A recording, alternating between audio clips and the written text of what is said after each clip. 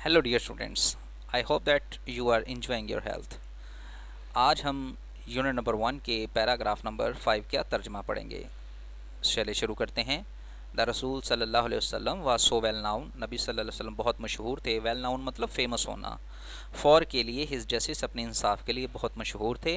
That even हत्ता के the Jews यहूदी हु वर जो थे हिज उनके बिटर बदतरीन एनिमीज़ दुश्मनों में से एक दुश्मन थे। ब्रॉट वो भी लाया करते थे देयर सूट्स अपने मुकदमात टू हिम आप सल्लल्लाहु अलैहि वसल्लम के पास। एंड ही डिसाइडेड और आप फैसले कर दिया करते थे द केसेस मुकदमात का इन अकॉर्डिंग्स विद के मुताबिक द ज्यूश ला यहूदी कवानीन के मुताबिक उनके मुकदमात का फ़ैसला किया करते थे।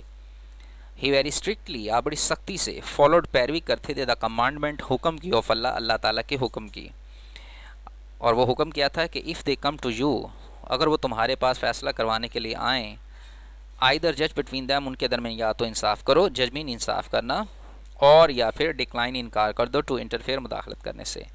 इफ़ यू डिक्लाइन अगर तुम इनकार करोगे they can not hurt you in the least तो वो किसी सूरत तुम्हें नुकसान ना पहुँचाएंगे।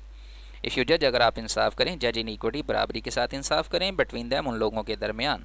फॉर क्योंकि अल्लाह अल्लाह लफ्ज़ मोहब्बत करता है दोज उन लोगों से हु जज जो इंसाफ करते हैं इन इक्वटी बराबरी के साथ।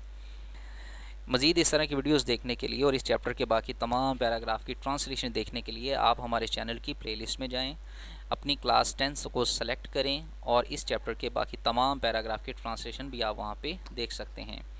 अगर आपने कोई क्वेश्चन करना हो या आपको कोई चीज़ समझ ना आई हो तो आप हमारे कमेंट सेक्शन में इस वीडियो पे कमेंट करें, इंशाल्लाह आपको रिप्लाई किया जाएगा।